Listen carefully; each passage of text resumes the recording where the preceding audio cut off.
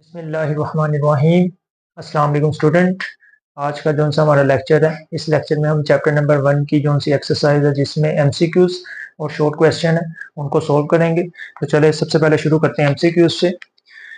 पहला जो सा एमसीक्यूज है वो कहता है which branch of biology focuses on the study of the structure and function of cell. यानी बायो की वो कौन सी ब्रांच है जिसका फोकस दो चीजों पर है, एक साख्त पर और एक सेल के फंक्शन पर। देखें नीचे ऑप्शन कौन से दिए हुए हैं। पहला ऑप्शन है साइटोलॉजी। साइटोलॉजी दो अल्फाज का मजमूआ है, साइटोलॉजी। लॉजी का मतलब स्टडी करना और साइटो का मतलब सेल। इसका मतलब है study of cell is called cytology. पहले ऑप्शन में चूंकि सेल आ रहा है और उसने पूछा भी structure and function of cell के रिलेटेड है, तो हम करेक्ट आंसर क्या करेंगे, ए। हमारा इसमें करेक्ट आंसर क्या है, ए। साइटोलॉजी हमारा करेक्ट आंसर है। उसके अलावा दूसरे ऑप्शन पर अगर देखें तो दूसरा माइक्रोबायोलॉजी। माइक्रोबायोलॉजी में हम माइक्रो ऑर्गेनिज्म यानी बैक्टीरिया और फंजाई के मुतालिक स्टडी करते हैं। हिस्टोलॉजी में हम टिश्यू की स्टडी करते हैं और इकोलॉजी में हम जानदारों का आपस में ताल्लुकात और नॉन लिविंग के साथ ताल्लुकात को देखते हैं। तो इसमें पहले ऑप्शन का जो सा करेक्ट आंसर है वो क्या है, ए। सेकंड जो सा एमसीक्यूज है वो है the study of the processes of heredity and variation in living organism is known as. कहता है जो विरासत का मुताले है और ये जो विरासत में तब्दीलियाँ आती हैं, मुतगय्यरात आते हैं, जो तब्दीलियाँ आती हैं नस्ल दर नस्ल में, वो हम बायो की किस ब्रांच में स्टडी करेंगे। ऑप्शन अगर देखें तो पहला ऑप्शन है इकोलॉजी। इकोलॉजी में हम इंटरेक्शन देखते हैं लिविंग ऑर्गेनिज्म का नॉन लिविंग के साथ। बी ऑप्शन है जीनेटिक्स। जीनेटिक्स वर्ड निकला जीन से, और जो भी विरासती तब्दीलियाँ आती हैं या जो खसूसियात पेरेंट्स से ऑफस्प्रिंग में ट्रांसफर होती हैं वो किस वजह से होती हैं, जीन्स की वजह से होते हैं। तो इसका मतलब है जीन्स की स्टडी हम जिस बायो की ब्रांच में करते हैं उस बायो की ब्रांच का क्या नाम है, जीनेटिक्स। तो इसका करेक्ट आंसर क्या होगा, जीनेटिक्स। जीनेटिक्स ही वो ब्रांच है जिसमें हम processes of heredity and variation in living organism का क्या करेंगे, मुतालिया करेंगे, यानी विरासत के बारे में स्टडी करेंगे। और जो खसूसियात तब्दील हो रही हैं नस्ल दर नस्ल में या ट्रांसफर हो रही है उनका भी मुतालिया हम किस में करेंगे, जेनेटिक्स में। तो इसका करेक्ट आंसर क्या है, बी। इसके अलावा दूसरे ऑप्शन देखें तो सी ऑप्शन में वगैरह एनाटॉमी। एनाटॉमी में हम जानदार के इंटरनल स्ट्रक्चर के मुतालिक पढ़ते हैं। और डी ऑप्शन में बता रहा है एम्ब्रियोलॉजी, और एम्ब्रियोलॉजी में हम एम्ब्रियो की स्टडी करते हैं। तीसरे अगर एमसीक्यू को देखें तो तीसरे एमसीक्यू की स्टेटमेंट है insulin made through bacteria is an example of the technique of. कहता है बैक्टीरिया, ई कोलाई बैक्टीरिया जिसको हमने इस्तेमाल करके जो इंसुलिन बनाई है, यानी जिसका हमने जीन इस्तेमाल करके इंसुलिन बनाई है, ये बायो की किस ब्रांच के तहत हमने वर्क किया है। पैरासाइटोलॉजी ए ऑप्शन में बता रहा है। पैरासाइटोलॉजी में तो हम पैरासाइट के मुतालिक स्टडी करते हैं, और पैरासाइट उन जानदारों को कहते हैं जो अपने होस्ट में जगह भी लें, खाने के लिए भी उनसे लें और बदले में उनको हार्म पहुंचाएं, उनको हम कहते हैं पैरासाइट्स। तो पैरासाइटोलॉजी बिल्कुल भी नहीं है। दूसरा बायोटेक्नोलॉजी, बिल्कुल बायोटेक्नोलॉजी वो बायो की ब्रांच है जिसमें हम टेक्निक्स अपनाए करके दिन ब दिन क्या कर रहे हैं, ह्यूमन बींग्स की बेनिफिट्स के लिए चीज़ें डेवलप कर रहे हैं। तो इंसुलिन जो हमने बैक्टीरिया से बनाई है वो भी कौन सी टेक्निक इस्तेमाल करके बनाई है, बायोटेक्नोलॉजी की। तो इसका भी करेक्ट आंसर क्या है, बी। यानी तीसरे ऑप्शन का भी करेक्ट आंसर है बी। दूसरे अगर इनके ऑप्शंस की तरफ देखें तो सी ऑप्शन में वगैरह बायोकेमिस्ट्री, ये भी इसमें हम केमिस्ट्री के मुतालिक स्टडी करते हैं। और हिस्टोलॉजी, हिस्टोलॉजी में हम टिश्यूज के मुतालिक स्टडी करते हैं। तो तीसरे एमसीक्यूज का करेक्ट आंसर क्या है, बी, यानी बायोटेक्नोलॉजी। चौथे एमसीक्यूज को अगर पढ़ें तो चौथे एमसीक्यू में कह रहा है स्टेटमेंट में हार्ट पंप्स ब्लड। कहता है दिल, हाँ सबको पता है दिल एक ऑर्गन है जो क्या करता है, खून को पंप करता है। स्टमक डाइजेस्ट फूड, और जो हमारा मेद है जो कि डाइजेस्टिव सिस्टम का एक ऑर्गन है जिसका काम है खुराक को क्या करना, डाइजेस्ट करना, यानी प्रोटीन पोर्शन को डाइजेस्ट करना। एंड किडनी एक्सक्रीट वेस्ट, और किडनी यूरिन बना के वेस्ट मटेरियल को बॉडी से बाहर निकालते हैं। कहता है दीज स्टेटमेंट कम्स फ्रॉम, ये जो सी हमने स्टेटमेंट बनाई है ये कहाँ से आई। पहली ऑप्शन में बता रहा है फिजियोलॉजी। याद रखिएगा फिजियोलॉजी ही वो ब्रांच है जिसमें हम लिविंग ऑर्गेनिज्म के जो ऑर्गन्स हैं उनके फंक्शनिंग के मुतालिक पढ़ते हैं, यानी किसी भी जानदार के ऑर्गन्स के फंक्शन के मुतालिक जिस बायो की ब्रांच में हम पढ़ते हैं उस ब्रांच का क्या नाम है, फिजियोलॉजी। ये सबसे कंफ्यूज करने वाला एमसीक्यूज है। इसका करेक्ट आंसर क्या है, ए। कुछ बच्चे चूज करेंगे एनाटॉमी, क्योंकि एनाटॉमी में हम जानदार के इंटरनल स्ट्रक्चर के मुतालिक पढ़ते हैं, लेकिन जानदार के इंटरनल स्ट्रक्चर में मखसूस उसके फंक्शन के मुतालिक जो स्टडी करते हैं वो हम फिजियोलॉजी में करते हैं, और मोर्फोलॉजी में हम जानदार के एक्सटर्नल और इंटरनल दोनों स्टडी करते हैं। तो इसका जो करेक्ट आंसर बनेगा वो ए बनेगा, फिजियोलॉजी। फिजियोलॉजी वो ब्रांच है जिसमें हम किसी भी जानदार के फंक्शन के मुतालिक, उसके ऑर्गन्स के फंक्शन के मुतालिक पढ़ते हैं। तो स्टेटमेंट में भी देखें, उसने हार्ट के फंक्शन के मुतालिक बताया कि पंप करता है, स्टमक के फंक्शन को बताया कि डाइजेस्ट करता है, और किडनी के फंक्शन को बताया कि वेस्ट मटेरियल बना के बॉडी से निकालता है। इसका मतलब इसका करेक्ट आंसर क्या बनेगा, ए ऑप्शन बनेगा, फिजियोलॉजी। आपने बी और सी पिक नहीं करने, यानी एनाटॉमी और मॉर्फोलॉजी को पिक नहीं करना। डी ऑप्शन तो बिल्कुल नहीं मिलता, हिस्टोलॉजी। हिस्टोलॉजी में हम टिश्यूज का मुताला करते हैं, यानी कि तो चौथे का करेक्ट आंसर क्या है, ए ऑप्शन। पांचवा एमसीक्यूज है, which branch of biology involves the study of the classification of organism, यानी बायो की वो कौन सी ब्रांच है जिसमें हम जानदारों की क्लासिफिकेशन करते हैं, जानदारों को ग्रुप्स में और सब ग्रुप्स में डिवाइड करते हैं। तो याद रखिएगा, ऐसी ब्रांच को हम नाम देते हैं टेक्सोनॉमी। तो इसका करेक्ट आंसर क्या है, ए। पांचवें ऑप्शन एमसीक्यूज का करेक्ट ऑप्शन क्या है, ए, यानी इसका करेक्ट आंसर है ए। और दूसरे ऑप्शन देखें, फिजियोलॉजी में हम अभी पढ़ा फंक्शन के मुतालिक पढ़ते हैं। पैलियंटोलॉजी में हम फोसिल्स के मुतालिक स्टडी करते हैं, यानी कि जो जानदार की एज का पता लगाना है कार्बन डेटिंग के जरिए, फोसिल्स के जरिए, वो पैलियंटोलॉजी में स्टडी करते हैं। और बायोजियोग्राफी में हम जानदारों की डिस्ट्रीब्यूशन करते हैं जगह के लिहाज से। तो इसका मतलब इसका करेक्ट आंसर क्या बनेगा, ए। टेक्सोनॉमी वो ब्रांच है जिसमें हम जानदारों की क्लासिफिकेशन करते हैं। छठा एमसीक्यू है, which steps comes between making hypothesis and during experiment. Hypothesis और एक्सपेरिमेंट के दरमियान एक ही है जो सा स्टेप आता है, उस स्टेप का नाम है डिडक्शन। तो इसका भी ए ऑप्शन बनेगा, मेकिंग डिडक्शन। छठे का करेक्ट आंसर क्या है, ए। यानी कि जो डिडक्शन हम बनाते हैं वो हाइपोथेसिस और एक्सपेरिमेंट के दरमियान स्टेप आता है। बी ऑप्शन में कहता है मेकिंग ऑब्जर्वेशन, वो हम हाइपोथेसिस से पहले बनाते हैं। रिजल्ट को समराइज हम एक्सपेरिमेंट्स के बाद करते हैं। और एनालाइजिंग डाटा, और जो डाटा की एनालाइजिंग है वो भी हम तजर्बात के बाद समराइज और एनालाइज करते हैं डाटा को। तो इसका करेक्ट आंसर क्या है, ए। सातवां एमसीक्यू है, which of the following is not a character of the scientific method. याद रखिएगा ये एमसीक्यूज में थोड़ी सी गड़बड़ है। उसने इस में पूछना था कि इनमें से कौन सी खसूसियात साइंटिफिक मेथड जो तीसरा स्टेप है हाइपोथेसिस उसकी नहीं है, यानी कि करेक्ट एमसीक्यू की स्टेटमेंट क्या है, which of the following is not a character of hypothesis. इनमें से हाइपोथेसिस का जो सा करेक्टर है वो कौन सा नहीं है। इट रिलाइज ऑन एविडेंस, बिल्कुल ये हाइपोथेसिस मुशाहिदात की बुनियाद पर ही बनाए जाते हैं। दूसरा, इट इन्वॉल्व फार्मूलेटिंग हाइपोथेसिस, बिल्कुल हाइपोथेसिस में हम हाइपोथेसिस को फार्मूलेट करते हैं। C MCQ, hypothesis will always be correct, this is wrong option related to hypothesis. Hypothesis कभी भी हमारा 100% इस पर श्योरिटी नहीं होगी कि ये बिल्कुल क्या है, करेक्ट है। तो ये सी एमसीक्यू जोन है, ये हाइपोथेसिस से बिलोंग नहीं करता, साइंटिफिक मेथड से बिलोंग नहीं करता। तो इसका यानी कि सातवें ऑप्शन का करेक्ट आंसर क्या है, सी। सी करेक्ट आंसर है। और चौथा अगर ऑप्शन देखें तो कहता है इट रिक्वायर रिगरस टेस्टिंग, बिल्कुल ये भी करेक्ट है। हाइपोथेसिस बनाकर इस पर रिगरस टेस्टिंग किए जाते हैं, तो ये भी एक साइंटिफिक मेथड से बिलोंग करता है, हाइपोथेसिस से बिलोंग करता है। आठवें कहते हैं choose the correct sequence of steps of scientific method. तो आपने पढ़ा सबसे पहले हम ऑब्जर्वेशन बनाते हैं, फिर हाइपोथेसिस बनाते हैं, फिर डिडक्शन और फिर एक्सपेरिमेंट। तो इसका करेक्ट आंसर क्या है, ए। आठवें एमसीक्यूज का जो सा करेक्ट आंसर है वो है ए। नौवां एमसीक्यू है, people who slept near smoky fire had less chance to suffer from malaria by. कहते हैं ऐसे लोग जो धुएं के करीब सोते हैं उनको क्यों मलेरिया कम होता है। तो याद रखिएगा, मच्छर जो से होते हैं वो स्मोकी रीजन्स में यानी स्मोक वाली जगहों में अपनी जिंदगी गुजार नहीं सकते, यानी स्मोकी रीजन या स्मोकी एयर को बर्दाश्त नहीं कर सकते। तो इस तरह जो लोग स्मोकी एरियाज के पास रहते हैं वहाँ मच्छर ही नहीं होंगे तो उनको मलेरिया नहीं होगा, क्योंकि हमने पढ़ा मॉस्किटो प्लाज्मोडियम फैलाते हैं और मलेरिया इस वजह से फैलता है। तो इसका मतलब है इसका करेक्ट आंसर क्या है, mosquito can not tolerate smoke and are repelled. Mosquito बर्दाश्त नहीं कर पाते स्मोक को, इसलिए वो दूर चले जाते हैं। इस वजह से जो उनसे लोगों को स्मोकी एरिया में जो सोते हैं उनको मलेरिया नहीं होता। तो इसका भी करेक्ट आंसर क्या है, सी। ए ऑप्शन में बता रहा है smoke kill Plasmodium in their blood.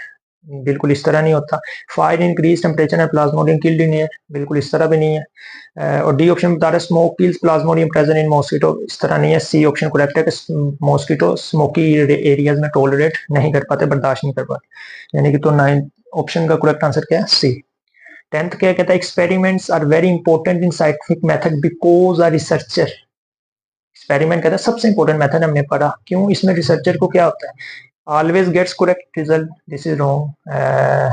वो कभी कभार उसको करेक्ट रिजल्ट मिलता है और ज्यादातर तो वो हाइपोथेसिस जो सा होता है वो उसको रिजेक्ट करना पड़ता है, यानी रिजल्ट हाइपोथेसिस के अकॉर्डेंस नहीं आता।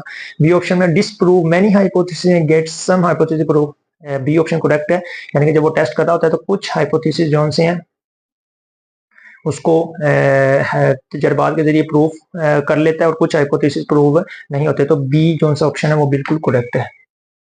कौन सा ऑप्शन करेक्ट है? यानी बी ऑप्शन इसका आंसर है। तीसरे में बता रहा है is show that he will prove this hypothesis, नहीं उसको कैसे यकीन है कि वो हाइपोथेसिस को प्रूव कर लेगा। Gets a chance to work in the laboratory, उसको क्या लेबोरेटरी में वर्क करने का मौका मिलता है, तो वो वैसे भी एक्सपेरिमेंट जो सा रिसर्चर्स का काम वर्क करना है। तो इसका जो सा करेक्ट आंसर है 10th वाली एमसीक्यूज का बी करेक्ट आंसर है। एमसीक्यू सोल्व करने के बाद ये जो क्वेश्चन नंबर 2 में शॉर्ट क्वेश्चन दिए हुए हैं इन पर एक दफ़ा नज़र डाल लेते हैं। तो पहला शॉर्ट क्वेश्चन है, कहता है define the following branches of biology, यानी जो नीचे ब्रांचेस दी गई हैं इनकी क्या करें? तरीफे लिखें। पहली ब्रांच है जेनेटिक्स, तो याद रखिएगा जेनेटिक्स एक बायो की ऐसी ब्रांच है जिनमें हम जीन्स के बारे में स्टडी करते हैं कि किस तरह वरासती इंफॉर्मेशन जीन्स के थ्रू क्या होती हैं? ट्रांसफर होती हैं। उस दूसरी ब्रांच है एनाटॉमी, एनाटॉमी में हम जानदार के इंटरनल स्ट्रक्चर के बारे में पढ़ते हैं। तीसरी ब्रांच है पैलियोंटोलॉजी, पैलियोंटोलॉजी के बारे में पैलियोंटोलॉजी में हम फॉसिल्स के बारे में पढ़ते हैं कि किस तरह फॉसिल्स के जरिए हम जानदारों की एज मालूम कर सकते हैं। उसके अलावा मेराइन बायोलॉजी में हम जो समुद्री नबातात हैं, समुद्री जानदार हैं, उनके बारे में स्टडी करते हैं। और पैथोलॉजी बायो की ऐसी ब्रांच है जिसके अंदर हम ड्रग्स के बारे में स्टडी करते हैं।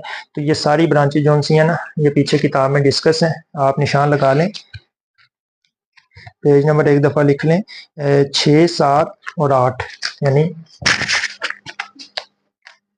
जो पहले का क्वेश्चन नंबर 1 का जो आंसर है वो पेज नंबर 6, 7 और 8 पर मौजूद है, यानी अपने सवाल के आगे लिख लें जहाँ तरीके लिखी हुई है 6, 7, 8 पर इसका क्या मौजूद है? आंसर मौजूद है, उसको एक दफ़ा उधर जाके देख लीजिएगा। जो क्वेश्चन नंबर 2 है, कहता है which branch of biology involves the study of the development of organism from fertilisation to birth और हैचिंग, यानी हैचिंग कहते हैं नई नस्ल का बनना। कहता है बायो की वो कौन सी ब्रांच है जो फर्टिलाइजेशन से लेकर एक नए जानदार के बनने तक स्टडी करती है। तो इसमें दो अल्फाज हैं, सबसे पहले समझते हैं फर्टिलाइजेशन क्या है। याद रखिएगा मेल के स्पर्म यानी एग सेल का फीमेल के एग सेल के साथ मिलना, यानी मेल के सेक्स सेल स्पर्म का एग के साथ मिलना और मिलकर क्या बनाना? जाइगोट बनाना। इस प्रोसेस को हम क्या नाम देते हैं? फर्टिलाइजेशन का नाम देते हैं। क्या नाम देते हैं? फर्टिलाइजेशन। तो उसने कहा है इस फर्टिलाइजेशन से लेके एक नए बच्चे के यानी 9 माह के एक नए बच्चे के बनने तक जो उनसे दरमियान वाले मराहिल हम बायो की किस ब्रांच में स्टडी करते हैं? तो याद रखिएगा एम्ब्रियोलॉजी हमने पढ़ी थी, प्रीवियस पेज नंबर जो से 7 है उधर हमने एम्ब्रियोलॉजी ब्रांच पढ़ी थी। कौन सी ब्रांच पढ़ी थी? आंसर में एम्ब्रियोलॉजी। एम्ब्रियोलॉजी वो ब्रांच है जिसमें हम जाइगोट से लेके एक नए बच्चे के बनने तक यानी 9 माह कंप्लीट होने के बाद एक नए बच्चे के बनने तक की जो जितने भी प्रोसीजर है वो सारी की सारी स्टडी हम किस ब्रांच में स्टडी करते हैं? बायो की एम्ब्रियोलॉजी में स्टडी करते हैं, जिसके बारे में किस पेज नंबर पे लिखा हुआ है? पेज नंबर 7 के अंदर एक दफ़ा जाके देख लीजिएगा। एम्ब्रियोलॉजी वो ब्रांच है जिसमें हम फर्टिलाइजेशन से लेके जानदार के नए बनने तक स्टडी करते हैं। तो इसका आंसर आप कैसे पिक करेंगे? अब लिखेंगे embryology is the branch of biology which involves the study of the development of organism from fertilisation to birth, यानी कि विच काट के आप क्या लिख लेंगे, embryology is branch of biology involving या involve the study of the development of organism from fertilisation to birth, fertilization से बर्थ तक बायो की जो सी ब्रांच है उस ब्रांच का क्या नाम है, एम्ब्रियोलॉजी। इसका करेक्ट आंसर क्या है, एम्ब्रियोलॉजी। क्वेश्चन नंबर 3 है, क्वेश्चन नंबर 3 कहते हैं how is the profession of medicine and surgery different from animal husbandry. आपने प्रोफेशन पढ़ा था मेडिसिन एंड सर्जरी, कहता है ये प्रोफेशन, और आपने एक और प्रोफेशन पढ़ा था बायोलॉजी से मुंसलिक एनिमल हस्बेंड्री, कहता है ये मेडिसिन और सर्जरी एनिमल हस्बेंड्री से किस तरह डिफरेंट है। इसका आंसर लिखने से पहले समझ लें, मेडिसिन और सर्जरी में हम जानदारों के अंदर जो बीमारी हैं उनकी तशखीस करते हैं, उनका इलाज करते हैं या ऑपरेशंस करते हैं, यानी कि रिमूव करते हैं, रिपेयर करते हैं, पार्ट को कट करते हैं। ये हम जानदारों की रिलेटेड जो स्टडी है वो किन में करते हैं, मेडिसिन और सर्जरी में। जबकि एनिमल हस्बेंड्री बायो की वो पेशा है, बायो का वो प्रोफेशन है जिसमें हमने जो घरेलू पाले हुए जानवर हैं जिनको हम लिवस्टॉक एनिमल्स कहते हैं उनकी देखभाल करते हैं ताकि उनसे बेटर क्वालिटी हासिल किया जाए, यानी उनसे खुराक ज्यादा हासिल करने के लिए उनकी क्या करते हैं, देखभाल हासिल करते हैं। तो इनका आंसर हम किस तरह लिखेंगे, आंसर नंबर कौन से सवाल का आंसर है, तीसरे का। आप लिखेंगे the profession of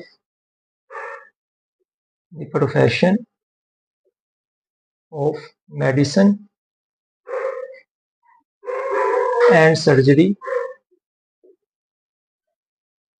the profession of medicine and surgery deal with the profession of medicine and surgery deal with the diagnosis and treatment of diseases। the profession of medicine and surgery में हम क्या करते हैं, जो disease हैं, जो बीमारियां उनकी तशखीस करते हैं, उनका इलाज करते हैं, diagnose and treatment of disease with repairing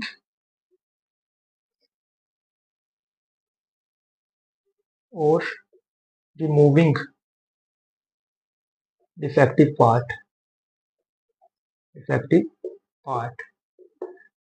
यानी कि मेडिसिन और सर्जरी का पेशे के अंदर हम क्या करते हैं, हम बीमारियों की तशखीस करते हैं, बीमारियों को इलाज करते हैं, और करने के लिए हम क्या तरीका इस्तेमाल करते हैं, रिपेयर करते हैं, रिमूव करते हैं किसको, डिफेक्टिव पार्ट को, जिसकी वजह से बीमारी लाहक है उसको रिपेयर कर देते हैं, तब्दील कर देते हैं या उसको रिमूव भी कर देते हैं। और ये पार्ट किसका होता है, part of defective part of human being, इंसान का पार्ट होता है या ना के जानवर, ह्यूमन बीइंग्स, यानी कि इंसान के जो से ऑर्गन में जो खराबी है उसको निकाल देना, उसको रिपेयर कर देना, उसको मेडिसिन के जरिए रिपेयर करना, ये सारा हम किस में करते हैं, मेडिसिन और सर्जरी के प्रोफेशन में। वाइल जबकि the profession of animal husbandry deal with the breeding and caring of livestock animal for getting more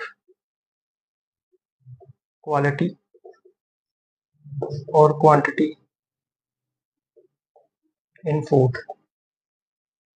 जबकि जो सा एनिमल हस्बेंड्री का जो सा पेशा है उसमें हम क्या करते हैं, उसमें हम जो घरेलू लिवस्टॉक एनिमल्स हैं उनकी देखभाल करते हैं, उनकी ब्रीडिंग, उनकी नस्ल कुशी करवाते हैं, क्या करने के लिए, खुराक की मयार और खुराक की मिकदार के अंदर क्या करने के लिए, ज़्यादा से ज़्यादा खुराक की मिकदार और मयार बढ़ाने के लिए, खुराक की मयार और मिकदार हासिल करने के लिए हम जो घरेलू जानदारों की नस्ल कुशी करेंगे, उनका केयर, उनका ख्याल रखेंगे। ये पेशा किससे रिलेटेड है, एनिमल हस्बेंड्री के। जबकि मेडिसिन और सर्जरी का पेशा, उसके अंदर हम जो इंसान के डिफेक्टिव पार्ट है उसको ठीक करने की कोशिश करेंगे।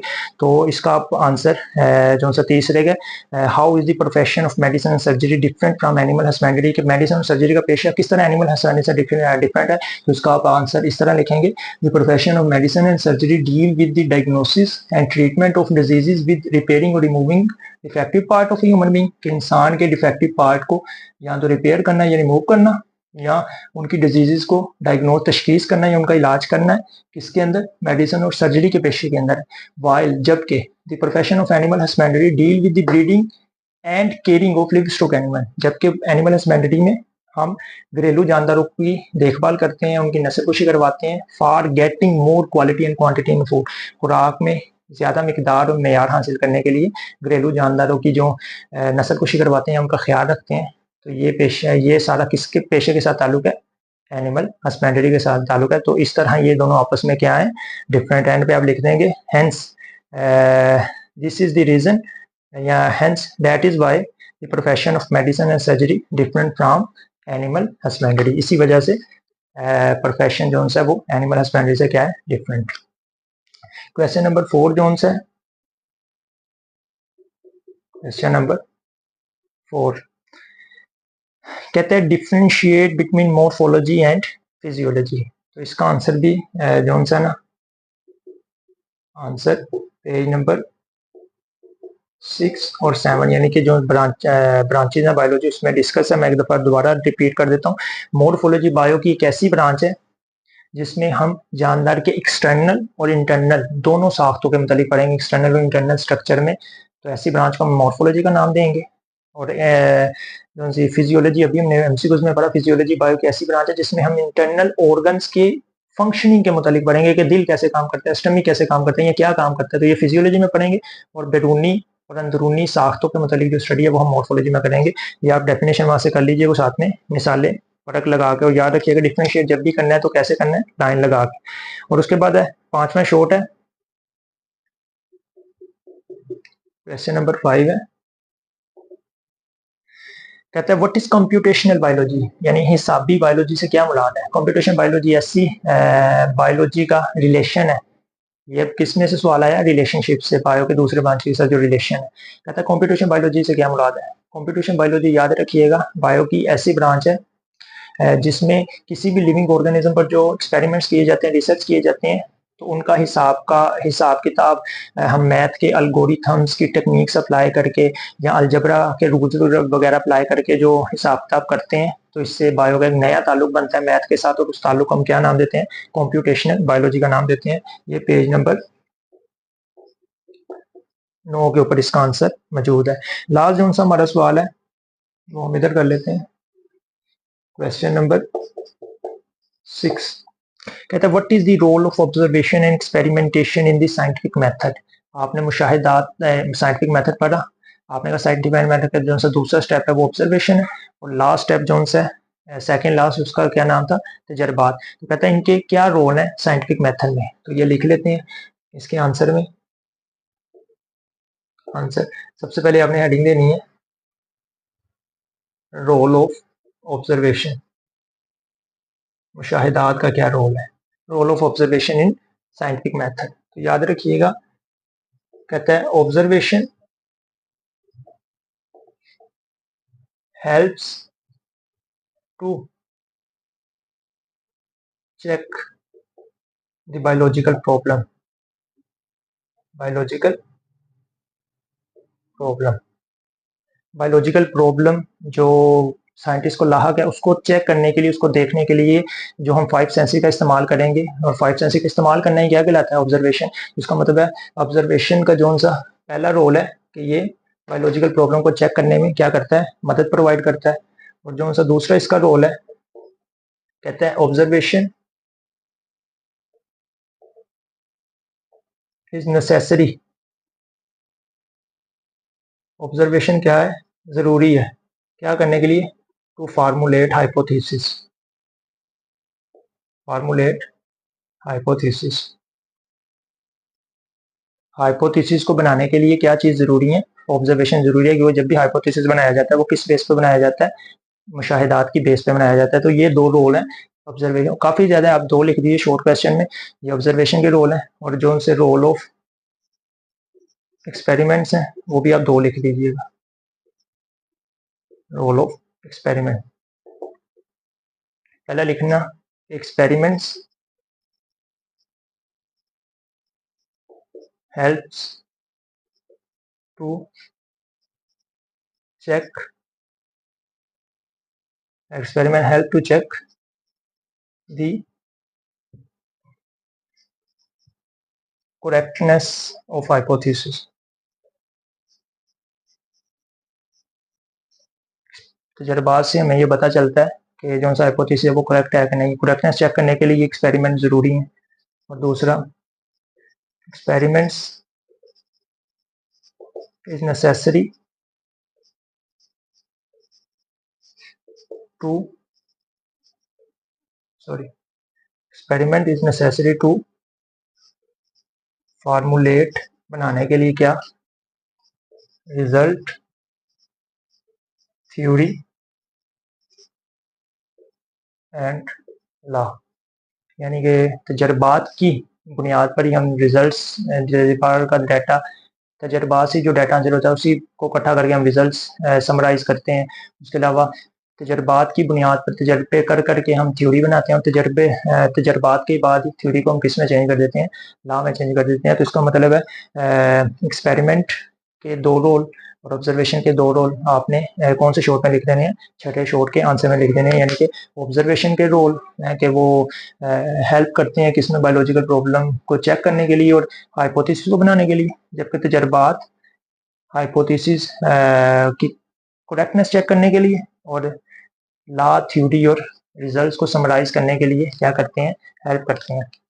तो आज के लेक्चर को अगर मैं समराइज करूं तो आज के लेक्चर में हमने चैप्टर नंबर 1 की एक्सरसाइज की है, इसमें शॉर्ट क्वेश्चन और एमसीक्यूज किए हैं। तो उम्मीद करता हूँ आज का लेक्चर आपको पसंद आया होगा। इस लेक्चर के रिलेटेड अगर किसी का कोई भी क्वेश्चन हो तो वो कमेंट सेक्शन में पूछ सकता है। और अगर आपको वीडियो अच्छी लगे तो वीडियो को लाइक करें, शेयर करें और चैनल को सब्सक्राइब करें। शुक्रिया।